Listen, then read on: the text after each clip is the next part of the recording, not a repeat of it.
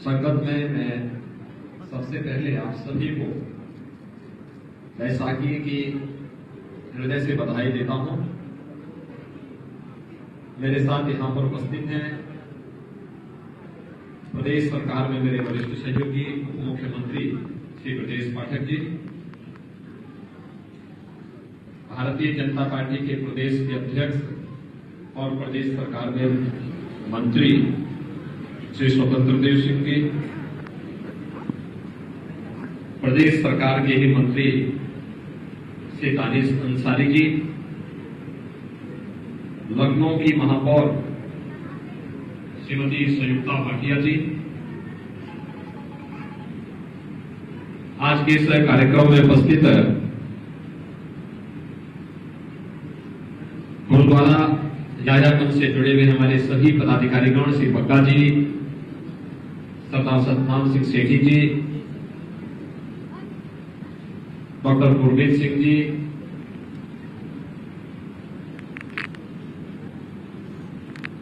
सरदार निर्मल सिंह जी, सरदार मनजीत तलवार जी, श्री बोलसन जी, अनिल बजाज जी, कपिल अरोड़ा जी, त्रिलोक सिंह जी, परमजीत सिंह जी, श्री राजेंद्र सिंह बग्गा जी, रजनीश गुप्ता जी और उपस्थित सभी भाइयों बहनों,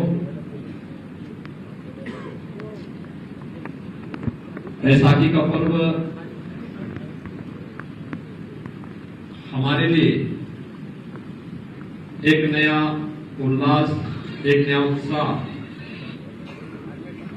नई फसल के आने और नए वर्ष के आगमन के फलस्वरूप हम अनादिकाल से इस आयोजन के साथ जुड़ते रहे हैं। लेकिन भारत के अंदर धर्म की रक्षा के लिए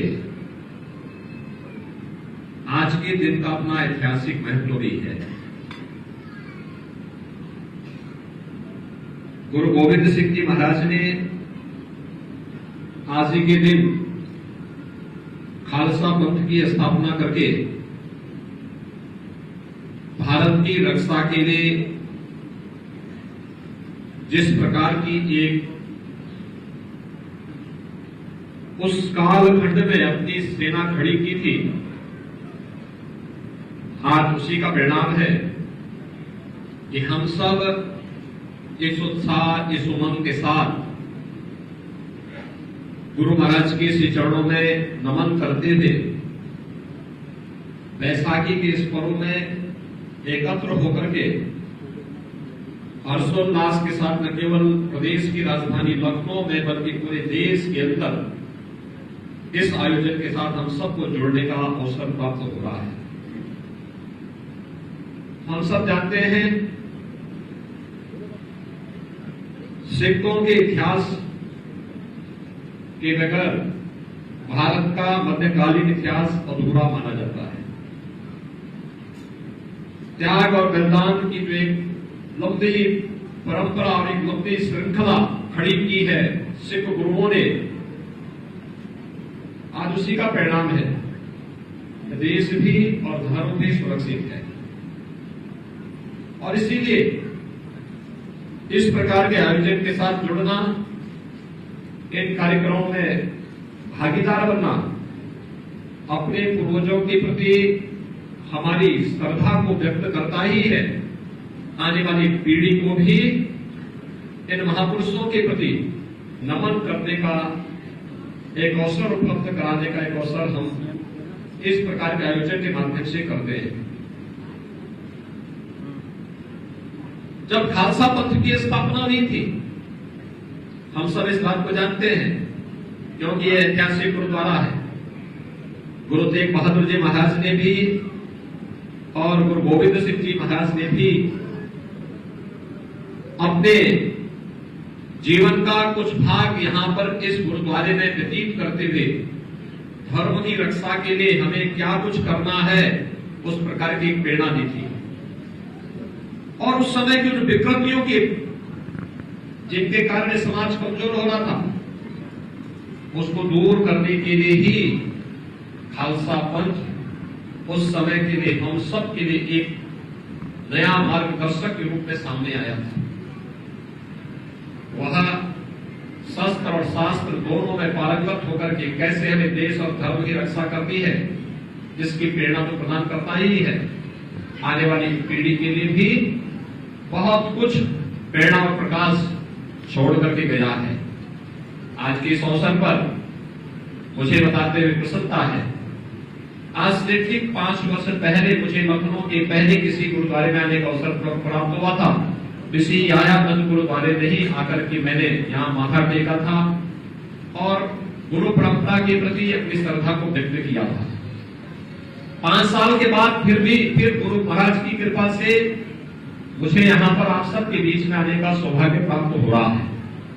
मैं इसके लिए आप सबको हृदय से बधाई देता हूँ, आभार भी व्यक्त करता हूँ। सचमुच जो आत्मीयता आप सबने सदैव दिखाई है, मुझे लगता है वो हमारे लिए बहुत बड़ा संबल है और यही कारण है, उसी के नाते हम लोग आज अनेक कार्यक्रम आयोजित करने में सफल होते हैं। मुख्यमंत्री आवास में भी कोई एक आयोजन होता है तो वह गुरु परंपरा के प्रति श्रद्धा व्यक्त करने वाला आयोजन होता है। और जो एक संकल्प हम लोगों ने लखनऊ में लिया था कि गुरु गोविंद सिंह जी महाराज के 4 साहबजादों की स्मृति में साहबजादा दिवस आयोजित होना चाहिए, वह साहबजादा दिवस का आयोजन भारत के यशस्वी प्रधानमंत्री आदरणीय श्री नरेंद्र मोदी जी ने 26 दिसंबर की तिथि घोषित की है। और मेरा तो आह्वान होना चाहिए कि इसको हम और भव्यता के साथ कैसे आयोजित कर सकते हैं, इस आयोजन के साथ हमें इसकी रूपरेखा को भी तैयार करनी चाहिए। आज बैसाखी का आयोजन है, खालसा पंथ की स्थापना का दिवस भी है, महावीर जयंती भी है और बाबा साहब डॉक्टर भीमराव अंबेडकर की पावन जयंती का कार्यक्रम भी है। अनेक दृष्टि से हमारे लिए यह दिवस अत्यंत महत्वपूर्ण और पवित्र है। मैं एक बार फिर से आप सबको बैसाखी के इस पावन अवसर पर हृदय से बधाई देता हूं, अपनी शुभकामनाएं देता हूं और मैं आप सबका आह्वान करूंगा,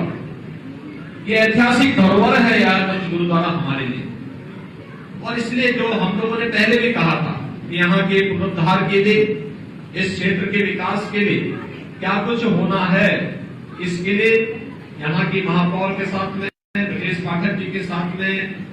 एक बैठ करके ठोस कार्य योजना अगर आप लोग प्रस्तुत कर देंगे तो हमें इसमें सहयोग करने में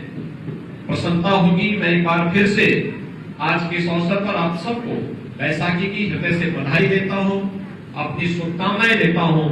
उत्साह और उमंग का ये माहौल आपके जीवन में सदैव बना रहे, यही मैं इसकी हृदय से शुभकामना आप सबके प्रति व्यक्त करते हुए अपनी वाणी को यही भी विराम देता हूं। धन्यवाद। जय हिंद।